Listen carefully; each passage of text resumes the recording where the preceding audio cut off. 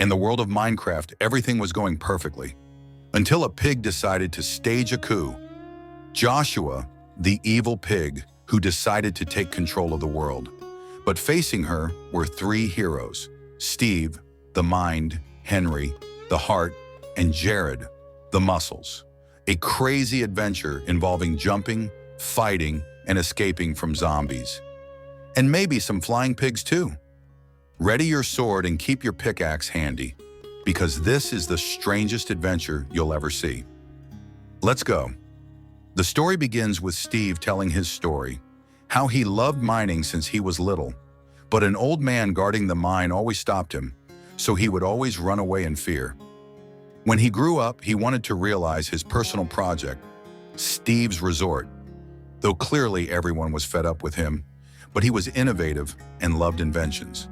One day he decided to fulfill his dream and enter the mine.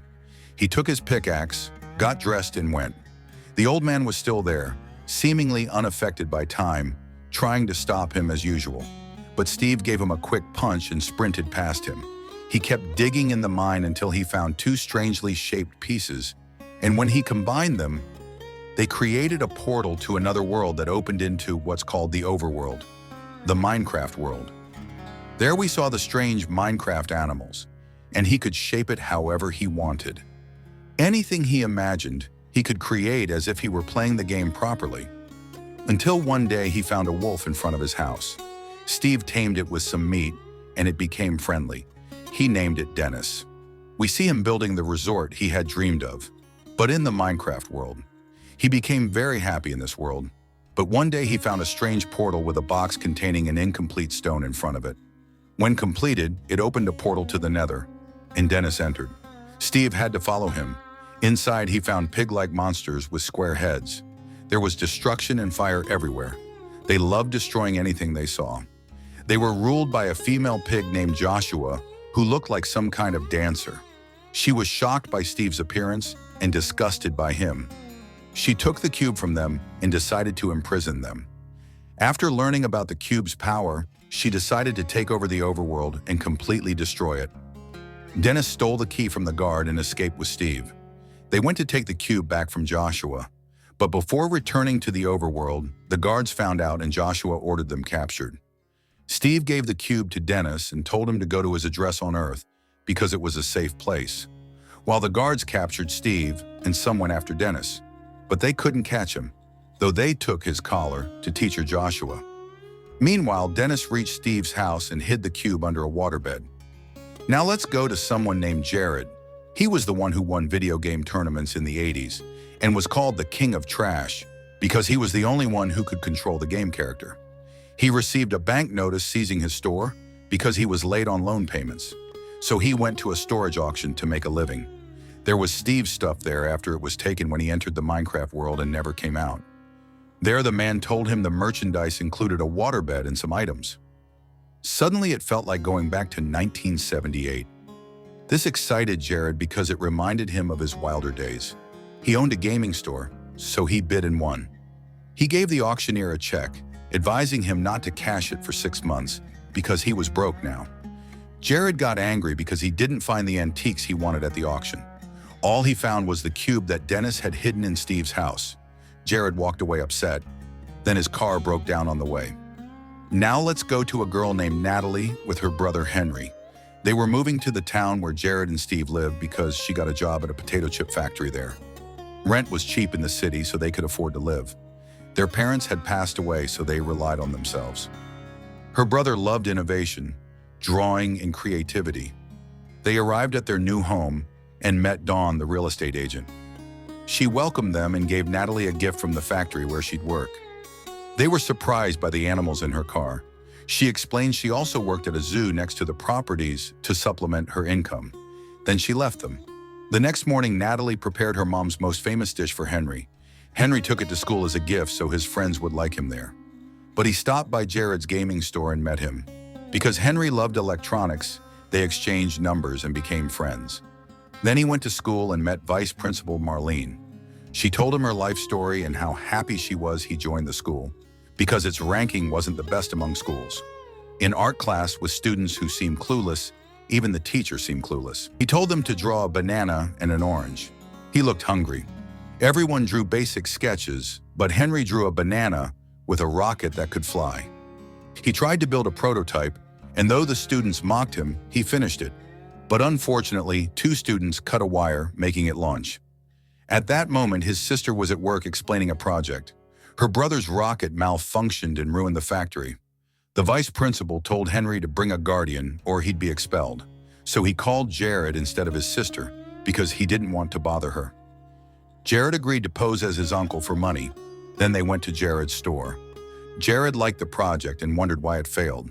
He threw his inventions in the trash, fearing Natalie would lose her job because of this. Then he saw the cube and combined it with another item, opening a portal. The cube started pulling Henry in, showing him the mine, and they decided to go. Meanwhile, Natalie called Dawn because Henry wasn't answering. Dawn told her that her brother blew up the chip factory and was the reason she got fired. She took her phone and tracked his GPS. Then she took her to the abandoned mine where he was with Jared. They reached the mine with Dennis the wolf following them until they reached the overworld portal. Then Dawn and Natalie arrived. Suddenly, the cube pulled them all inside. Dawn punched Jared. Jared saw a sheep and imagined himself in a game leading the first mission. Meanwhile, teacher Joshua saw someone had entered the overworld with the cube she wanted. She went to Steve claiming the cube had returned and threatened him with Dennis. Poor Steve believed her and saw Dennis's collar. He didn't realize he was back in the overworld because Henry had opened the portal. Back to Henry and the others. Night was falling. They didn't know zombies and skeletons came out at night. They ran after being attacked. Jared fell into a pit while Henry realized he could craft anything he imagined. So he built a huge castle. Jared dug underground to escape the skeletons. A creeper followed him, exploding when close. He ran from the zombies taking the cube, but a skeleton broke his device. He grabbed the cube and ran to the castle. A creeper approached and blew up their castle. They climbed to the roof chased by zombies. Suddenly, Steve defended them until sunrise when the zombies burned. Steve asked about Dennis since they had the cube. Jared said, "This cube is mine." Steve said he was useless without his broken device. He offered to get them a new device to return to Earth if they gave him the cube. They agreed and Steve took them to Meatball Village for resources. There they met villagers, a legendary pig, and a giant golem that protected the village. Now to teacher Joshua. A spy pig told her Steve and strangers were in Meatball. She called Choga the big pig who ignored her. Maybe he was lazy. Joshua ordered him to take warriors and retrieve the cube. She gave them blue water because in the overworld they'd turn into zombies. The water protected them. Steve took Jared and Henry to his armory. Steve showed them weapons to raid the jungle temple for the cube's device to return to Earth. Steve showed them a crafting table. Jared made water buckets. Henry tried adding his sister's pizza, making a weird weapon. Jared took Henry aside, offering to take him to a diamond mine for the cube to save Dennis. Meanwhile, Dawn and Natalie were with map sellers when pig warriors on flying beasts attacked. Those hit disappeared. Dawn and Natalie hid. Steve and others fought back. Natalie and Dawn joined. Choga grabbed Jared, slamming him until the golem saved him. They escaped to the village peak. Steve equipped elytra wings, but there weren't enough, so he rode with Jared. Pigs chased them. They defeated some until more blocked their path. Only a small gap remained. They squeezed through, escaping. Henry used fireworks to flee until they regrouped. Steve used Jared's water bucket to land safely. Jared thought the cube needed diamonds first. Joshua scolded Choga, demanding a stronger warrior. She summoned a giant beast to kill Choga. Dawn and Natalie wandered the overworld, meeting Dennis, who tried to bite them. Dawn tamed him with a bone. Steve and others mined diamonds. Jared was excited until a foul smell hit them. A roar shook the mine. The giant beast arrived. They fled to Steve's creeper farm. Jared sabotaged their cart to escape. Steve hit a creeper, causing a chain explosion, escaping while blowing up the beast. Henry got mad. Jared admitted he needed diamonds for money. Next, they went to the jungle temple for the device. Their plan: distract guards while Henry retrieved it. Steve warned him not to look the Enderman in the eye or it would control him. Steve and Jared sang to distract guards who spotted Henry. He locked himself in the treasure room. Steve and Jared were forced to fight a zombie they first mocked, but it attacked with a chicken's help. Henry found the device, but an Enderman tried to control him. He defeated it, gaining an Ender Pearl. Steve and Jared beat the zombie. Henry broke in and they escaped. But Joshua ambushed them with a new giant pig, stealing the cube from Henry. Steve and Henry were trapped on a pig airship. Jared sacrificed himself so they could escape, crashing into Steve's build, where Natalie and Dawn rescued them. Joshua used the cube, darkening the overworld. Monsters spawned and a nether portal opened. She summoned more pigs. Steve and Henry upgraded golems to defend the overworld. They had to hit them to activate attack mode. A pig hit one and Joshua called him stupid. The golems crushed the pigs.